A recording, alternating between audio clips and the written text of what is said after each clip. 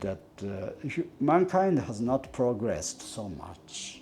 Even in the past, they got more abilities to see something, or to hear, or to feel. But we have lost those kind of abilities nowadays. So maybe he said that we should get back that abilities to see our future. In the past, we didn't have any shrine, and no Bibles, nothing. Only the belief by verbal extension. That's saying that everything, for example, in the forest, every trees, every stones, every river, everything, every animals has their own spirits, same as ours. He got abducted by somebody, some strange people. You cannot jump to the conclusion that it's alien or not. So I don't know them, but he was abducted and he was like tortured. Then, after then, he changed, according to him. So even in my children, he said that I was writing what I should not know. In a world where Africans have lost their roots, it has become of vital importance to document our ways. In an effort to reverse the brainwashing of the past, where we were made to believe our ways are demonic, we are pressed to create dignified and respectful platforms to unpack our spiritual ways. The views and opinions expressed in this episode are those of the guest and do not necessarily reflect the beliefs or position of this channel, its hosts, or affiliates. This podcast is a platform for open discussions and exploration of various perspectives, including controversial and unconventional ideas. We encourage viewers to think critically, do their own research, and form their own opinions. The content is for informational and entertainment purposes only and should not be taken as fact, advice, or an endorsement of any specific viewpoint. Viewers' discretion is advised. Umoya Ulight, Umoya Upright. Welcome to another episode of MOYA Podcast, where we try to unpack African spirituality, African history, and try to make sense of ourselves and unlearn some of the things that we learned at the Mlungu schools. It's a great privilege today. I've got a scholar from Japan, Ubabu AKIO FUJIWARA, who is studying Ubabu Credo Mutwa and doing a research on him. So we are looking forward to hearing what he's learned and what he can teach us. Baba AKIO, thank you so much for joining us.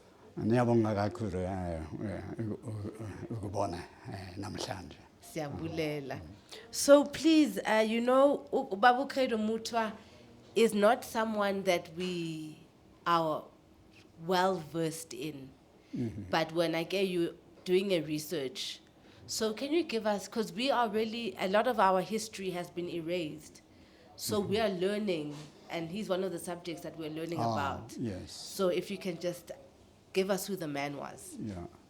No, you said that I'm a scholar, but I'm not a scholar. I'm a journalist and a writer. So I have written some books since 20 years ago. And as a journalist, I was working for 36 years. And last year, when I was here, because I was just staying here, because I used to live in Johannesburg between 1995 and 2001. Then at the time, the place here is belong to my friends. His name is Gere Nyawo, and he's an actor, famous as Popeye and Spinach, and he's Popeye. No? So he once was working for me as an assistant for the correspondent in that time, 90s. Then after retirement of my journalism as a company journalist, I moved here to study Isizulu. Then during that time, the last November, so when the boys around here were talking about the Credo Mutwa. So I've heard of it, Credo Mutwa. Who is Credo Mutwa? And I started being interested in him. Then a person a person passing here, he was a drunkard. He bought some beer or something. Then we are talking about African history or something. Then he told me that you should read Indaba, My Children. And that's the moment I started being interested in Credo Mutwa, first time. That was the last year.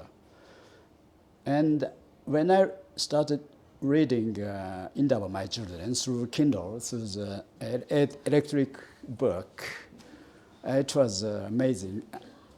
I was shocked, not shocked. I felt some passion from his writings.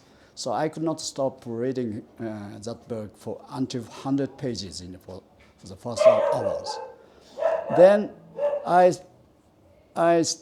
wanted to start digging up more about Credo. Then I asked my friend, do you know Credo Mutwa? And then he said that, the Popeye said that, no, we met him in 90s. Well, when was it? And I checked it and did the research by myself. Then that was September 1998 when we were covering up the Truth Commissions, where the ultra-white rightists, three of them were shot dead by the black Bob policeman at that time. We are digging up such a story. After then, we went up to the Credo's place. I remember well. And I remember very well, after meeting him, I was taking some pictures in the graveyards, lots of pictures in the graveyards, strangely. Then I left there for returning to Soweto. And I checked every negatives. But I cannot remember anything about the meeting with Credo. And my friend said it took around 2 to 3 hours. And I was satisfied with the interview at the time. But I don't remember anything. It was very strange. Then next stage, I went up to the Credo Mutwa's village in Soweto. And I met a person called Lebohan Sero. He's a follower, a disciple of one of the disciples of Credo, he said. And I told him about, I don't remember anything about a meeting with Credo. So then he said immediately that, such a kind of happened often because the Credo could erase your memories or something. Oh, how can you do it? I cannot believe such things. But I asked him why he had to erase the memory of the meeting. Then he said that he put some puzzle on you. So now I solved that puzzle. So you returned here when you become older. At that time I was 30s. Now I am 60s, 64. So after spending so many times, 20-some years, 26 or 7 years after meeting him, I returned here because I solved the puzzle. So what is a puzzle? I don't know. Then I remember very well. After meeting Credo, 1998, strange things started happening surrounding me. Since 1999, 2000, until now. Then, in the beginning, 98, I was completely fundamentalist of science or something. Everything must be explained by something. If not, it doesn't exist. Such a kind of ideas. But now I became between believer and non-believer. That means agnostic. It's in Spanish, agnostic. I don't know, it's in English, agnostic or something. So that means I jumped to my position, my standpoint. Then I thought that could be a kind of a solution of the first puzzle. Now I'm half believing the unexistent thing, so-called spirits or some so-called energy, but that cannot be measured scientifically. But so I half believe it. So now my position has changed. That is solving the question. And he said, now, the disciple said, now you are in the second stage. So what is the second stage? Then I started doing a research about him. And I started thinking that I want to extend his message not only in Southern Africa, not only Africa, but through the world, because his message could solve the questions of the mankind or human beings that we are now struggling. We are in a crisis. now. Of course, everybody knows it. Such a kind of motivation that I'm doing.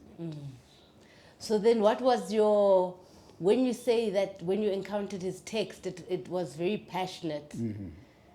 So what happened to your spirit, or what is it about it? What was in the text?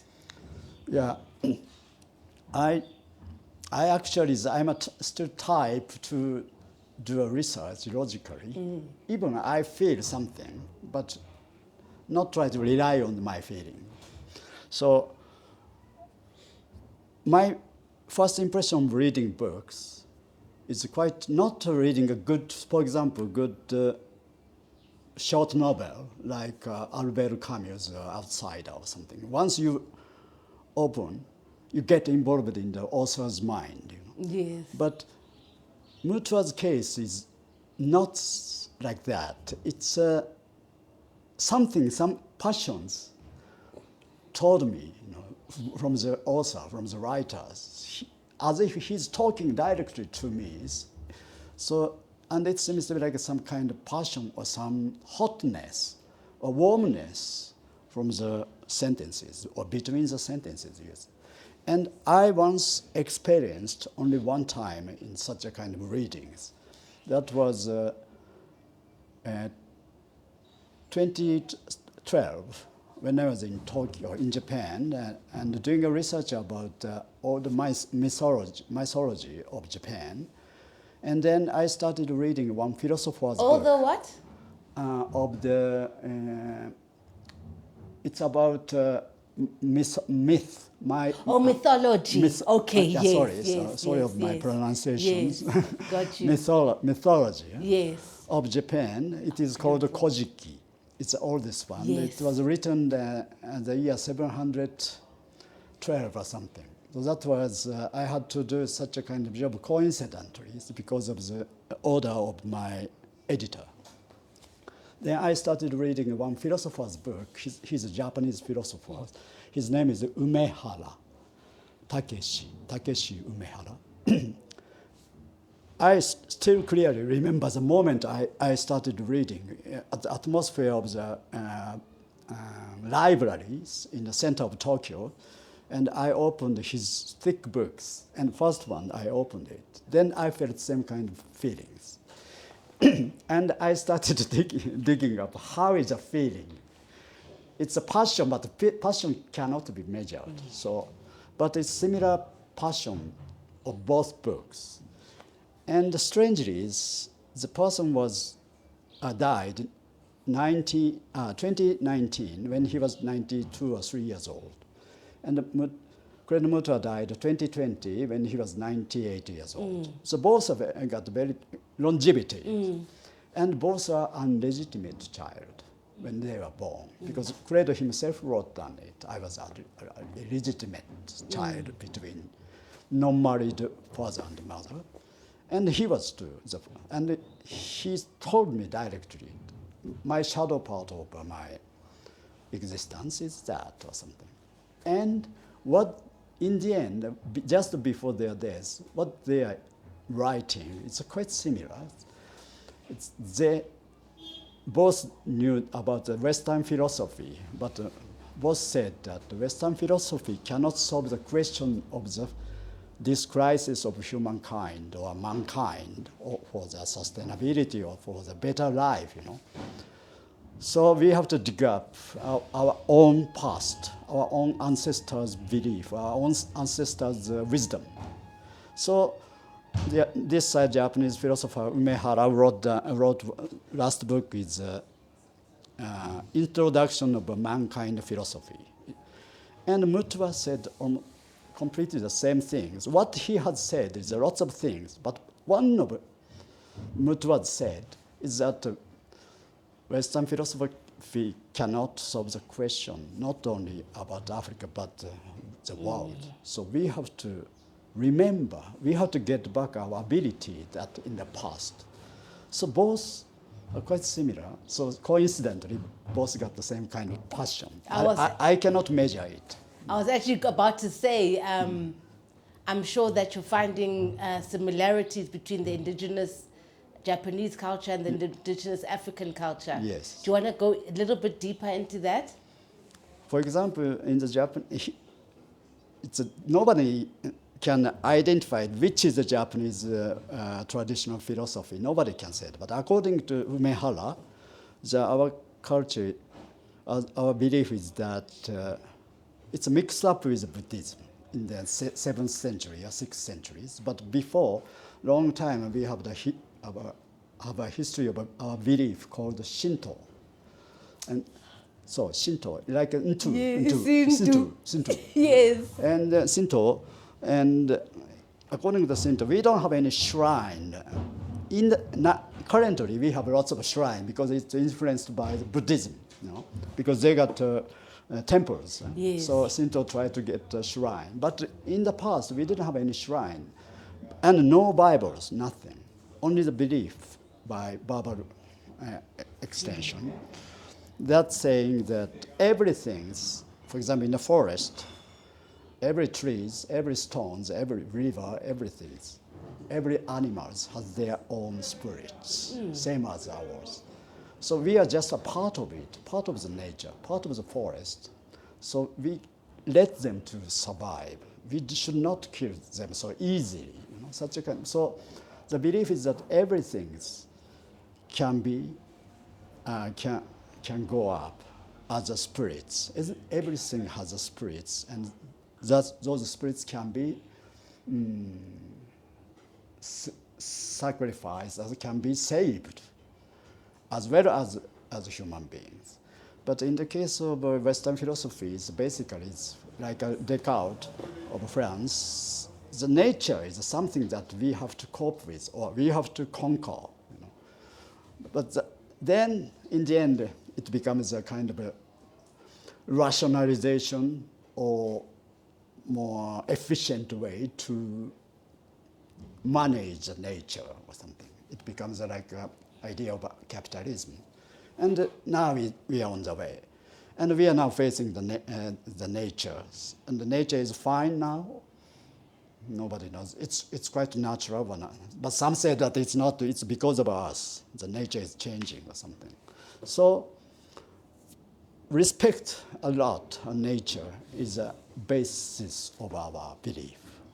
So it's quite similar of what Credo said. According to your mythology, Ma, first mother, godmother, right? But she was so solitude, sad, and she needs some mate. Yes. And mate is coming. The name is a tree of life. Yes. And he create everything, including human beings. So for you people, the forest, that means the tree of life, is very important. It's also the symbols of lots of beliefs in Bantu area or Africa. So you can say that it's a forest philosophy or something, philosophy of nature. So that part, the essence is quite similar, Japanese one and African one.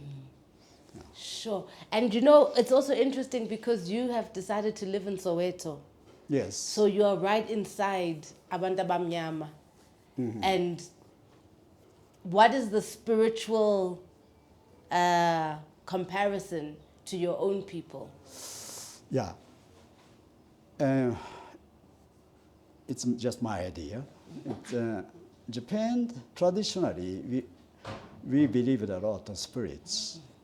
Yes, the definition of the spirits is, it's controversial, but in this case, spirits is just some phenomenon unknown, unseen. So we used to believe a lot, but after we developed, we opened the border to the world. That was the 1850s, and we changed the society, and we imported lots of things from Europe, all over the world. We started changing, started westernized, superficially. But at the bottom, spirituality still remain. But we used to hide it in front of Europeans. It's quite similar. You are also hiding the reality. Mm-hmm. So in front, we pretend to be a kind of so-called honorary whites or something. It's a westernized. But at the bottom, not so changed. But people are ashamed of it, being very close to or believing directly in the spiritualism. So they just whisper it.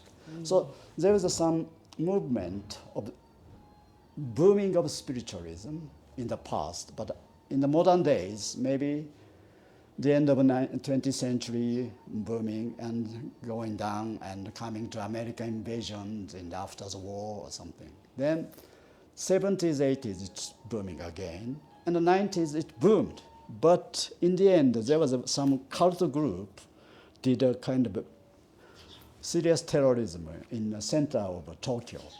Put chemical gas in the subway to kill people, And that group is called Aum.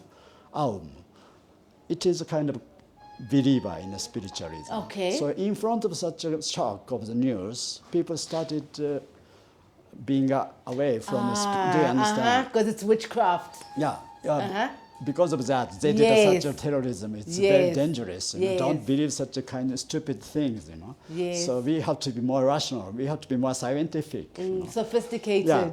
Then the year 2000 and 2010, it was lower. But now, again, it started. So it's really? such a kind of things.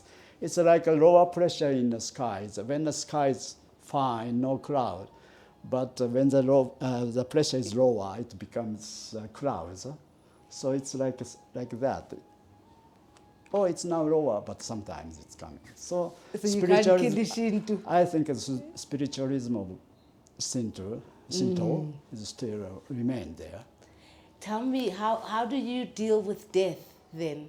Death? Yes, and all the rituals. What are some of the rituals? Because with us, we believe in our, it's a journey, obviously, and we are siyabakhapha because they're going to the other side now. So how in Japanese culture, what is the beliefs? Yeah, it's a belief. It's a little bit complicated and confused because of the Buddhism and the Shintoism and some idea of Christianity. Oh, gosh. It's mixed up with it. But death, basically it's under the Shinto education or under the family educations, the people believe in that after their death they could be other spirits. Or something, So, but they don't say in the public so much. But oh, really? So they believe in amadlozi? yeah, but maybe I think 30% or 40% of people. Other people, if you died, it's over. That's it. But for some people, under the Buddhism, after death, you have to wait for 49 days when he go up. Go up to the not heaven, but the other side, the other world, the other dimension over the river. But he remains still, his spirits still remain here until 49th day. And then after third year, and after 7th year, after 33 years or something, each time we gather in front of the dead people.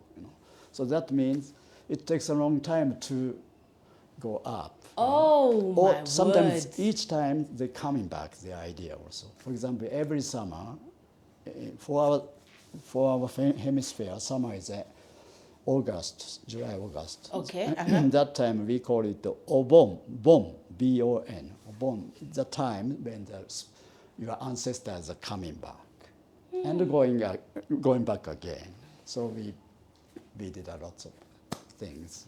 Things like what? This is very interesting. But such ideas mix up with Shinto and Buddhism. Yeah. So, but it's a kind of common sense. But nowadays, urban people don't do that. But what would you do, like, when you say that in the summertime, that's when the ancestors come? What are the rituals or traditions that are observed? I'm sorry, I'm not so expert about that, but from my observations, in some areas they put some fire. They they burn some papers, some sacred papers, and fire in the evening time. It's to come their ancestor enter, and put some salts or it depends on the regions, but such a kind, and leaving them for 2 to 3 days after, say goodbye to the ancestors going back. Such a kind, or in front of some butsudan, we called it, when you a kind of a statue made of wood of your ancestors put in, and we pray in front of them, let them to come and go. So such a kind of rituals, but it's not fixed. Yes. Yeah, it depends on the yes, regions. on each family also. Some places putting their small bamboo, made of bamboo, some small shape in the river, and put a candle fire and going or something. Do they have like impepo? Huh? What do they use for, like sage? Impepo, like do they have special herbs that they burn? Homes? Herbs. I don't know if you've seen this site, but we've got it's called impepo. Impepo. Yeah, it's sage. So when we are Cleansing the space. or calling on the ancestors, we burn that, and that is. Yeah. I maybe I think. I'm think sure they so, do, but I'm yes. not, such a part. I haven't done any research so much. So Okay. yeah, there are various. I think.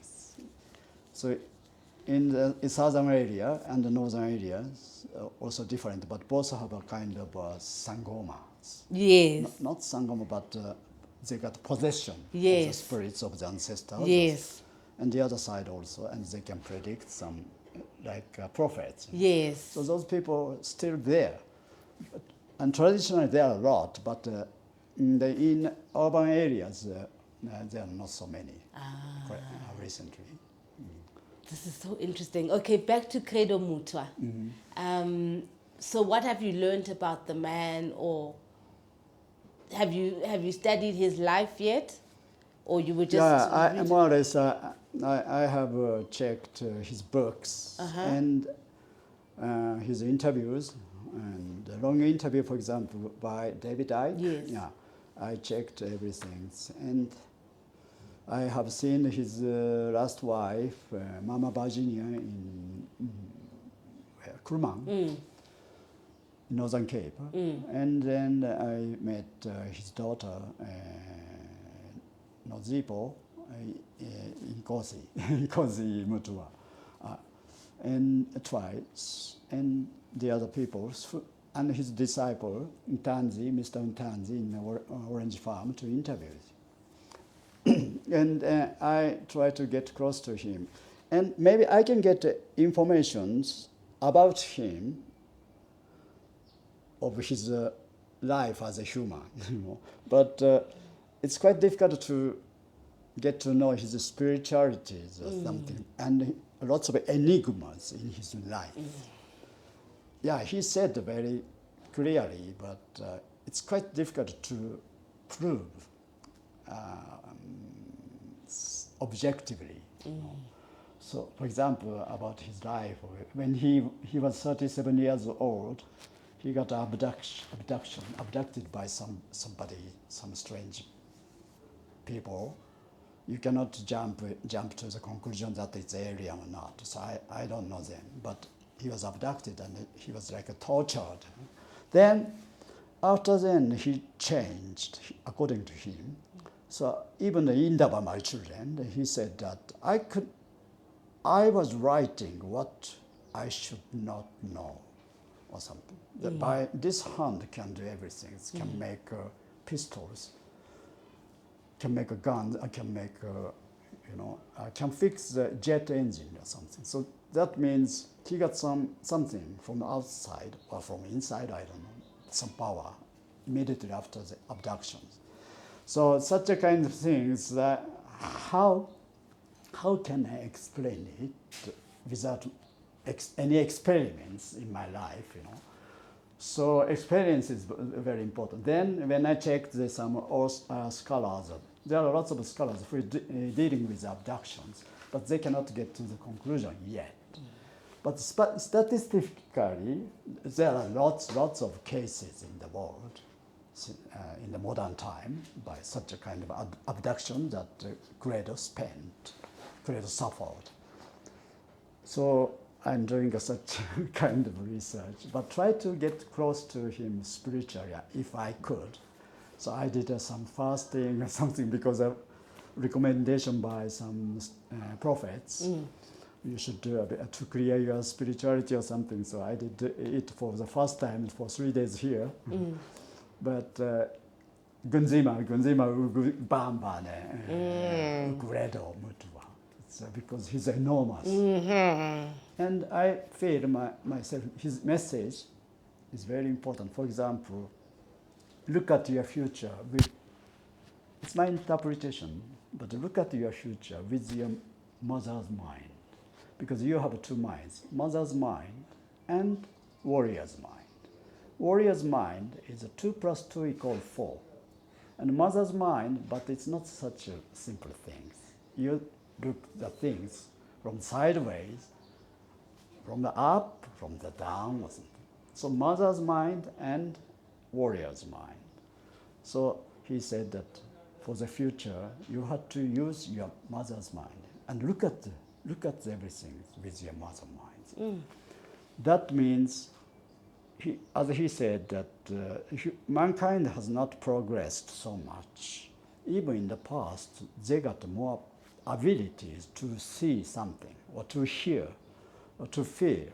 But we have lost those kind of abilities nowadays. So maybe he said that we should get back that abilities to see our future.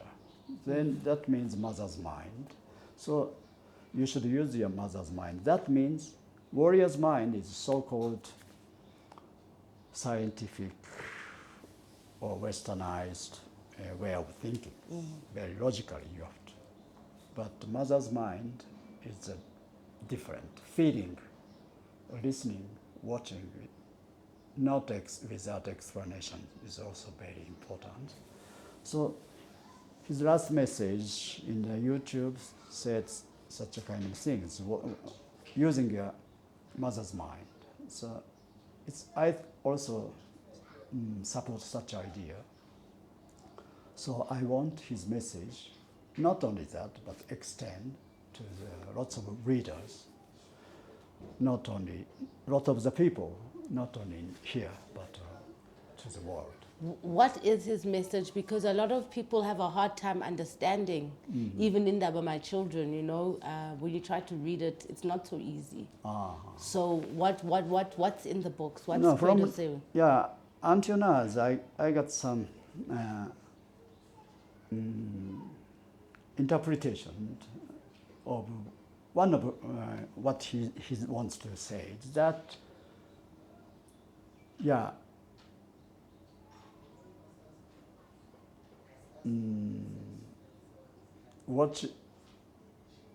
so no, you cannot divide the two. For example, okay, Western philosophy and indigenous philosophy. Yeah, you can use both. But not only this, don't think the future, but you have to also use such a kind of animistic or indigenous way of thinking, or their virtue, or their wisdom. How? It takes a long time maybe to reach that point to get back such ability if possible. But little by little we have to try to think about what our ancestors did. And he said that remember your grandmother or something in the end. So that means to know more about your ancestors' past and how they have coped with the problem of the society or problem of the group. For example, according to recently research done by, it's in a book called The Dawn of Everything. Dawn of Everything describes described that, for example, in the past, in the indigenous peoples, virtues or wisdom is transferred to Europe, and they make their, for example, idea of liberty, idea of equality, but such a kind of ideas, since long time ago, they have it in the indigenous world, not only in Africa, but Canada or America. So those, and they have spent lots of time, for example, more than 10,000 years, or more than that, they spent their collective human life, that means big groups, small groups, sometimes small groups got troubles, but at least they settled down and they have spent more or less a peaceful time for thousands of years. So how they could cope with that war for such a long time? So maybe you could find out from their belief that how the group of humans could live together as peaceful as possible. So maybe we could get some idea from that. Of course, we cannot jump to that, erasing all the capitalism or something. But maybe if the percentage of the people who believe in the same as Credo Mutwa is increasing, now maybe less than 5%, but if it becomes 10, 20%, it could be a big power to change the idea of the people surrounding all over the world. Not necessarily be the way of a political struggle, but so maybe the first thing is that to learn what Credo wanted to say for the public. I think it's a very important thing. And basically that is that we must go back to our roots. That's basically what he wanted from us, was to go back to our roots. Yeah, but he said, but we cannot go back, but at least we have to know it. We don't use a time machine, so we cannot get back the same. And even we know always there are lots of things about machines, about capitalism, everything.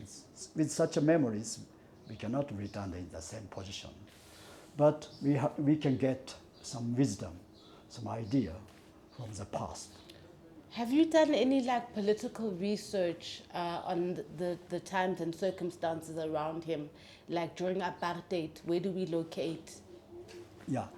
So, for example, in 1976, because he was a prophet and he predicted that something wrong would happen in Soweto. Then he told some authorities that to protect it, you have to prepare.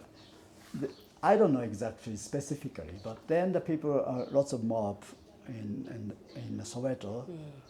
After the incidents, Soweto uprisings, then they started blaming Credo. He was supporting apartheid regime to kill their boys in Soweto.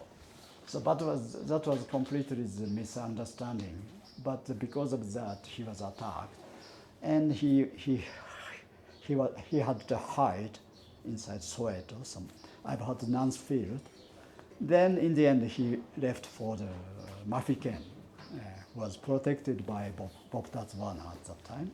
So he, according to his family, his life was a very sad life, very painful life, always running away from somewhere. And even in the last moment, he was very disappointed because even he kept on talking the same thing to the people, same things to the people, but people didn't change, didn't follow him, and some people made fun of him, So he was very, very painful. And after his death in 2020, lots of people started coming to him to apologize for him, and started being interested in him. But when he was alive, his life was very tough, So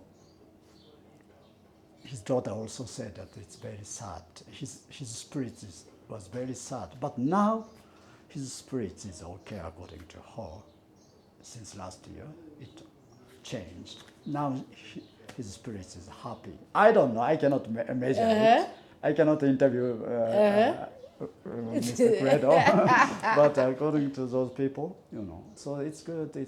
That means for me, I think it's a sign of his message or his energy, his passion, extend to the world. You, like you said earlier on, you're a journalist. And I saw earlier on, you showed me some newspaper articles. Yes. So what were you writing about there? Because you were writing about Mutwa and the mysteries of Mutwa. So those two articles you showed me, what were you telling the Japanese people? Yes. So last year, I was here until March, and around 5 months here. And during that time, I did a kind of research. And I left there March 2025, and I was in Japan. And I was thinking, what is my mission? What is my second puzzle? So I could not understand. Second puzzle means to solve all the questions about enigmas people don't know, for example. So I don't know. Then I thought that I have been writing for 36 years for newspaper and books. So maybe I could do something for Credo. Then only what I can do is writing. I don't know. I don't have any conclusions yet, but I just started only a part of the introduction of his thick knowledge or thick existence. Only a part I started writing last August, and monthly writing. So only one article a month. So first, I just simply started that how I did know his name in front from the boys. But they are not the type to read books. But how do they know? They knew him through YouTube or something, and through books. Then I started about such a kind of puzzle. That did I see him? So just simply, it's a kind of a reportage about encounter with Credo Mutwa. So it's now I finished the 5th story, and like a comparison with other philosopher in Japan, those things. And now from next year, maybe I could start his own message, his words and interpretations by me or by somebody. So I would start introducing his message to the Japanese readers, little by little. This is so interesting. But it's not fixed yet. I'm still on the way of studying. Always reading about his words, because you can interpret variously his words. Even about this weekend, or maybe tomorrow or Saturday, we are going up to the mountain in Maharisburg. There's one place called Pelindaba. Once there was nuclear facilities there at the time, because in the apartheid regime had just 6 atomic bombs which were made there, but they destroyed everything after 94, 95, in the Mandela's time. Then close by there was one mountain, and Credo wrote in his book called African Hidden History. Then the one chapter titled is African Sacred Places. And he pointed out that mountains, Indaba Ganguenya, Indaba Ganguenya, that it's a crocodile mountain. But it's quite difficult to identify which mountain it is. But I did my research and asking some question in areas, Maharisburg's spa or Maharisburg's hostel, guest house. Then I finally found out that one. It's quite this kind of shape of mountain, like a Mount Fuji in Japan. But it's not volcano. And on the top, according to Credo, lots of people ancient time or even now coming from the sky and landing there, and some going up from that mountain. I don't know. So, but according to him, it's a sacred place, not far away from here, in Maharisburg. So we are going to visit there. How is some energy or some power or some passion you can feel. I don't know, but so it's my second way. The first way is by reading books and reading interview, listening interview. It's a formal way, formal journalism, but different way. It's some spiritual way. Exactly. To try to get close to him. So, I just try to do it. Have you learned anything about his spiritual journey? Oh, yeah, I've read a lot. Even in Indaba, My Children, he wrote down, because his life was traveling. So he was always moving and opening some sacred places and doing some ceremony or ritual there. And of course, praying for something, some ancestor was there. So I try to visit those sacred places in South Africa, just following his path. But I don't know exactly when he was there. Oh, you're still learning, yes. Yeah. But he was in Japan to 1983 or 4, yeah. According to his book, it was 84, but when I checked it, it was 83. That was a gathering. He was invited by Japanese, some international NGO or something. It's the conference about belief in the world or something. So lots of religious representatives from all over the world, indigenous representatives. So gathering in Kyoto, and he visited Hiroshima, where the atomic bomb fell. And lots of people died immediately. Yeah. And he wrote down that he wept a lot in front of such places. And he felt something. And in the end, he wrote down, he tried to find some difference between Japan and Africa, about the belief, about the spiritualism. But in the end, he wrote down, I tried to find some Japanese, how different, but in the end he wrote down, I could not find any big difference between Japan and Africa. And he started loving Japan a lot. Have you learned his life story yet? Do you know how it goes or not yet? You're still going to learn that? Yes, I have read it. Not so deeply, but yes, more or less. Is there anything you can feed us? Anything you can give us? No. Which one? About traveling? About him. Because we want to have a picture and an idea of who this man is that everybody's talking about. Yeah, I myself,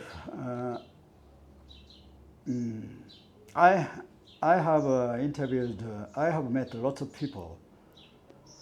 Maybe in 30s, 40s, when I was young, 200 people I interviewed a year. Then maybe for 30 years, maybe 5,000, 6,000, around lots of people. So some people I got impression. For example, I spoke to Mr. Mandela and Mr. Desmond Tutu, or some others, or James Coetzee,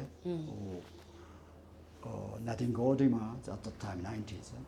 So, yeah, I got some impression. And of course, unknown people. For me, it's the same.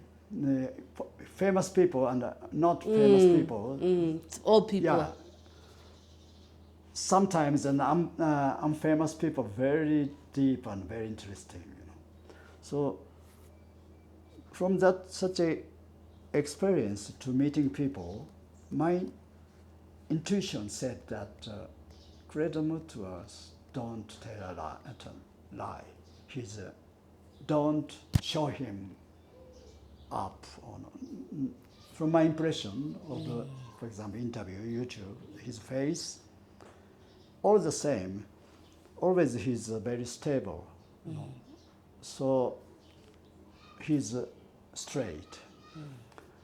And what he was doing, for example, he was attacked by the people, and some people say that he supported apartheid. Yeah, but literally speaking, maybe he supported. That means to protect his ancestors' past or his ancestors' wisdom or belief, you have to be together. Of course, in a township, it's quite difficult, but in some area, so to keep their traditions, it's necessary. But people regarded it that he's a supporter of apartheid. So it's very simply, but what he has done in his life, what he has said, is very straight, not contradictory. Some people are very contradicted. Depend on the time, depends on the political situation, they change, but he hasn't changed, I think.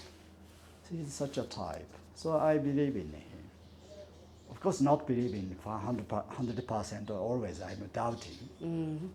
And each doubt is an enigma, I try to solve it. But I am very pleased to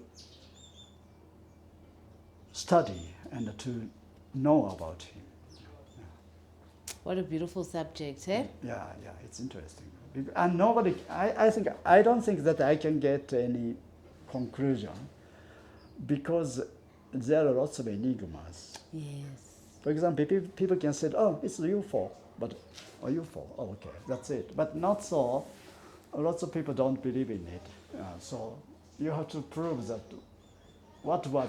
how he was abducted, how he was tortured, you know. It's quite difficult. It is. Except his testimony.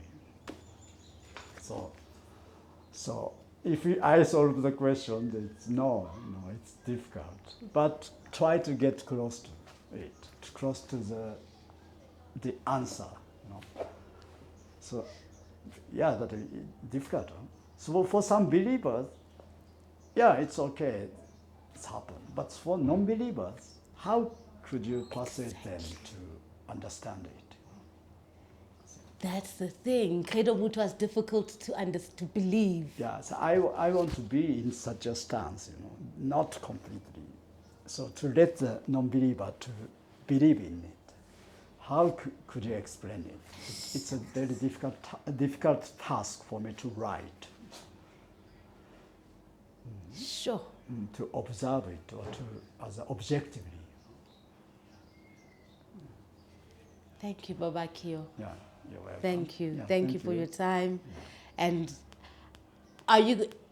is it going to be a book or what is it that you're going to do with this comparison between the Japanese and the African spirituality? Because remember you said you're comparing Mutwa and I forgot the Japanese healer. No, a difference. Or your question? My question is that this research you're doing, because you were comparing it to the Japanese Shinto, right? Yes. And the healer you spoke of. Is there going to be now a book that you release, that you publish? Yes. With all this and showing all your findings? Yes, I'm doing it on the way. So, okay. So I don't know if I can publish this as a book, but I'm now on the way of studying. Okay. Maybe within a few years, yes, I could reach to some places, but I don't know. But anyway, to compare with comparison between two yes, Africa and Japan about belief yes, is important. But yes, I do it to let the Japanese readers to be involved more in Credo. yes. Otherwise, there are lots of prejudice, and there are lots of people got the ignorance that the Africa is different. That's it. You know. Africa is a big continent and and be colonized by Europeans, and they are different. But actually not different. It's a belief, or the way. For example, you guys do like, for example, like this, So we are also always Yes, it's humble. very humble. Yes, yes. And some part, of course, you talk a lot loud. It's a different. Yes. But some parts we have a very common parts, between Japan and Africa. So let them to be more friendly with African belief. So I wrote down about Japanese philosopher, just comparing with Mutwa. Of course, Mutwa is much, much bigger. So otherwise, people, shaman, that's it, such a kind of spiritual story. Oh, goodbye, that's it, So, shaman, sangoma, it's a witchcraft. Yes. It's dangerous. It's a zombie or something. Yes. So those people, I won't let them read.